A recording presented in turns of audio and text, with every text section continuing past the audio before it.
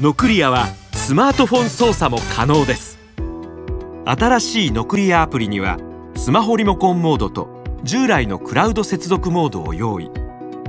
インターネット環境がなくてもスマートフォンとエアコンの無線 LAN アダプターをダイレクトに接続することで、ご自宅の中ではリモコン代わりに使用することができます。ご家族一人一人のスマホがリモコンになるから、赤ちゃんを抱いている時でもソファーでくつろいでいる時でもリモコンを取りに行くことなく、お手元のスマホで簡単に操作できます。